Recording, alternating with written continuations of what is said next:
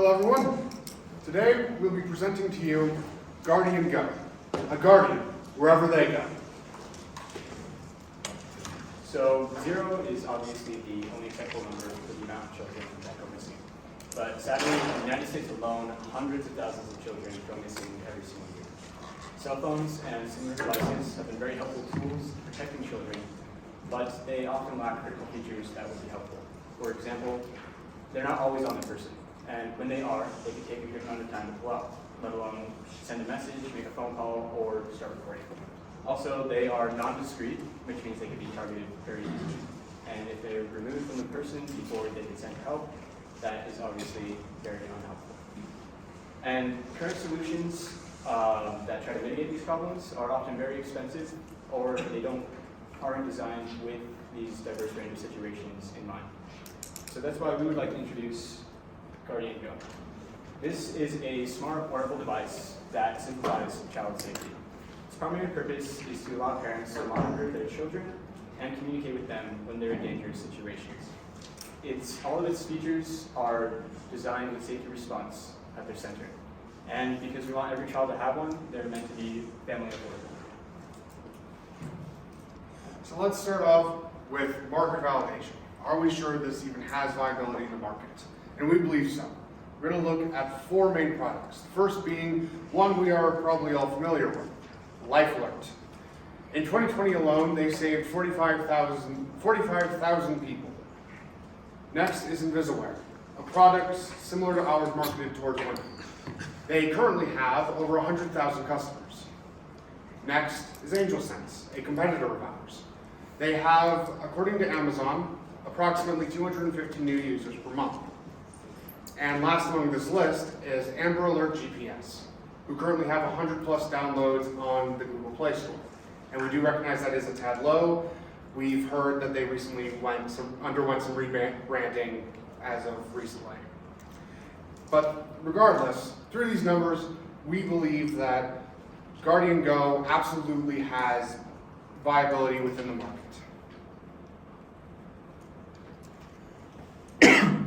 We operate in the niche market of child safety devices. However, child safety is a fundamental concern of Guardians worldwide. It's a catalyst in driving the growth of the markets that we straddle, and it propels the demand for the need of solutions like Guardian Go. Our total addressable market is within location sharing. It's valued at around $71 billion in 2023, with a CAGR of 26% until 2027. We understand that Guardian Go is a niche market, and so therefore we have to use a bottoms-up approach when calculating the value of our serviceable, addressable market. So we estimated it by using the market value for wearable security devices and the number of families with children ages 3 through 11 in the US. And that value is around $32 billion in 2023, and it's projected to grow at 6% rate of CAGR. And for the serviceable, obtainable market, we project that it will have a target of 0.1% of our SAM, which is going to be $32 million in 2023. Guardian Go is easy to use. You'll start by configuring the app. You can select or deselect certain features based on the age of your child, your child's needs, the amount of time you spend away from your child. Then you can attach first you'll need to configure Wi-Fi and data settings. Then you will be able to attach the Guardian Go to your child, allowing you to have peace of mind and relax throughout your day while you're away from your child. Next up, our business model. We're going to start with a $99.99 initial charge. This will allow the parents to have access to the hardware as well as an initial trial to our services offered. After that initial trial, we'll move to a $5.99 per month subscription if the parents wish to continue using our product. This would give us a projected profit of $32 million by 2027. And we gained this number through 0.1% of our service accessible market, and approximating about 300,000 users after 2 years post MVP, and we are anticipating an MVP after about 2 years in 2025. A conservative estimate that we wanted to make for the purpose of this presentation. So our go-to-market strategy, first we need to be in partnering with cell phone companies. The two we want to target are Charity Mobile and Verizon Wireless. This is because Charity Mobile markets themselves as a pro-family organization, and they work very closely with Verizon Wireless to gain access to cell phone towers. Now, besides regular advertising on the internet, social media, we have two main strategies. The first is to target schools and their districts. This is mostly so that we can advertise to the parents in their districts, while also providing us a location for exhibitions and their events. Next are large conferences. Since we pride ourselves on the tech that's in Guardian Go, we want to attend events like CES and South by Southwest, which are both tech shows, but also some more specific ones like Innovative School Summit and the National Federation of Families Conferences, which are more focused on children and families. All right, our close competitors complicate child safety. So from the left, we have TikTok, which is more like a smartwatch, and it's priced like one. It has a touchscreen design, which wastes precious seconds in a child's safety when they're navigating through it. The other one, like as aforementioned, is AngelSense. It's not discreet at all. It's a very bulky design, and there's a giant SOS button on it. Then the other one is Jiobit, which is also by Life360. It has no communication devices located, just the tracking devices. And it's a clip-on design, so a child could easily lose it. Then we also have Amber Alert GPS, which has no wearable design at all. It's more like a keychain of sorts, and it could be hard for the child to access it again. While our competitors offer decent devices, we're coming to the market with major advantages. Specifically, ours is much more affordable than our competitors. Although we do charge $100 out the box, the subscription fee is only $6 a month. The device is standalone, meaning it does not need a cell phone to communicate between the app and the device. And we're using cutting edge technology, such as the device is not easily removable, and we have AI-powered voice detection. So my name is Ron Katana. I'm Parker Canland. I'm studying digital circuit design at the University of Utah. I'm Dana Eskandor. I'm doing AI biases at the University of Utah. I'm Thomas Green. I'm currently studying data science here at the University of Utah. So we are a team of hardworking computer engineers, and we should all be graduating sometime within the next year or so. Now, lastly is our financials. We are asking for $200,000 for 20% equity. We intend to use this for a variety of things, including the development of AI and hardware, the research into satellite and cell tower usage, partnering with cell providers to use cell towers, as well as patenting and marketing. Thank you all for your time. We hope that you will help us get every child guardian on the go with Guardian Go.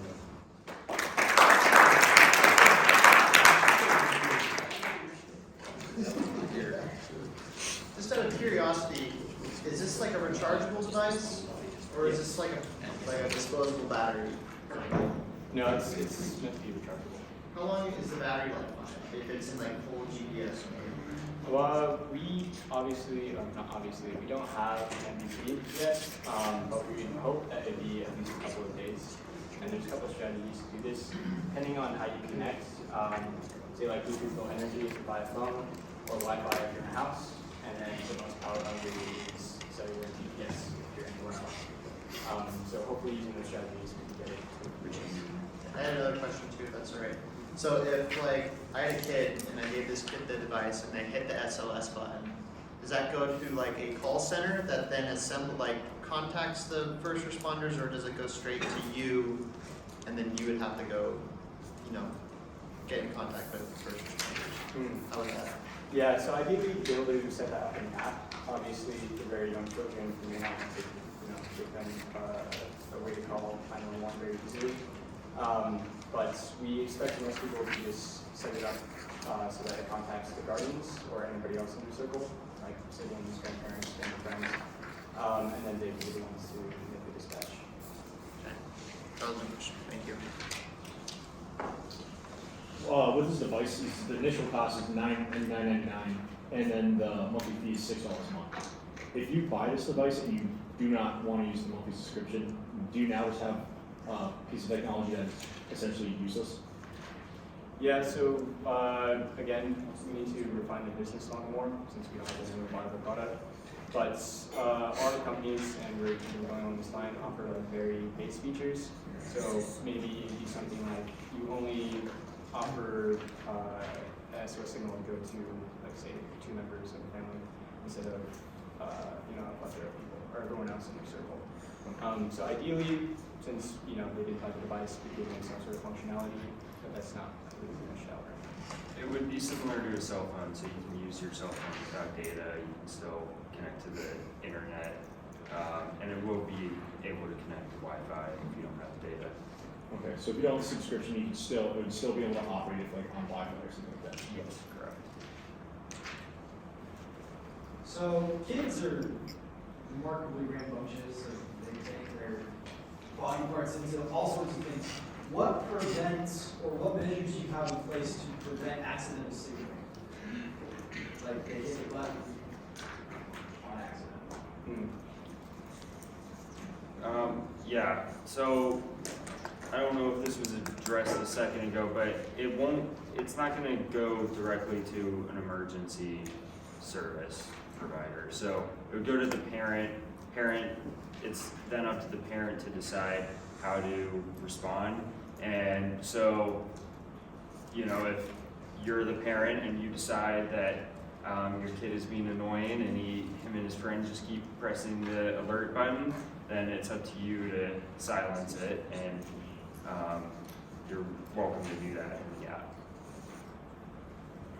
Yeah, and along those lines, it would also be ideal to make it so that they're generally the only one who can make it an SOS signal. So that could be done using maybe like biometrics or fingerprint or some other ways like that. And this is something that you may have mentioned, but how are you keeping the device discreet? Because this is still kind of a watch wristband that they have, like, everybody sees them really all the time. So how are you making it discreet? So instead of having a bulky design and having that very obvious SOS button, we'll probably have it more uniform in color and smaller, so that way it looks more like a bracelet of sorts, and having the buttons be more accessible for the child to reach without making it look like they're pressing a button for an SOS signal. Yeah, ideally it wouldn't look like an electronic device at all. So no screens, the buttons are not necessarily recessed but flat. So you couldn't even really notice that unless you're the one trying to press them. That's actually a very good product, and I can see the edge of the product among other competitors. So have you considered any international expansions?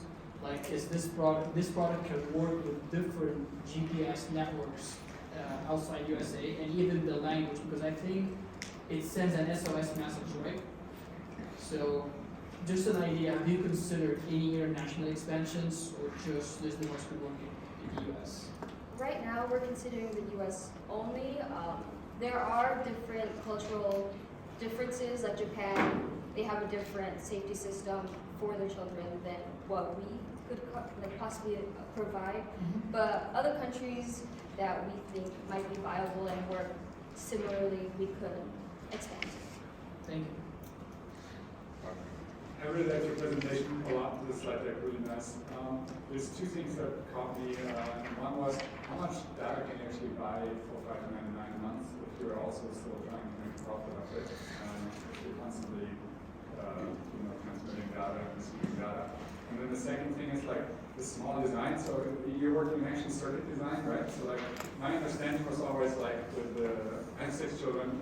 We've looked into those devices before. I never found one that we actually liked a lot. So I'm super curious. But like I think most of them are that big because the GPS receiver. Actually, you can't build it all that teeny, all that easy. And then of course there's the battery problem, right? Like how are you going to power it if it's small, like just an LCD watch? But like can you actually find that functionality on that small space? And I wonder, like, do the competitors maybe look that big because it's hard to make it any smaller?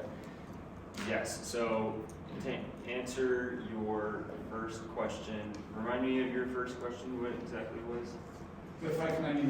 The $5.99. Can you buy it? And the second is, can you actually, is that actually thing, can it actually be made smaller? Are we there technology-wise? So we're going to. So as far as the first question goes, it'll be a function of how many customers we have already subscribing. So we might not be profitable at first, but as we get more customers, we'll be able to $5.99 we can stretch that a little bit further. And then the second question, I actually a lot of our design has kind of been slightly centered around the design of a Fitbit, especially the first older Fitbit. And they were successful at cramming a lot of stuff on a small chip.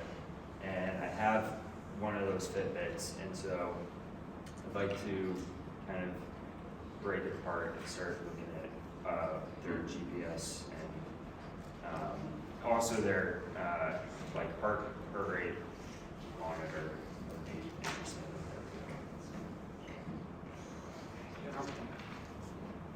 One more question? Yeah, so you guys talked about how you're gonna maybe partner with Verizon and like how to be like so you need service, right, to use this wristband. What are your plans to like if you don't have like cell tower near you or like something happens, like, how do you get that SOS message to the family?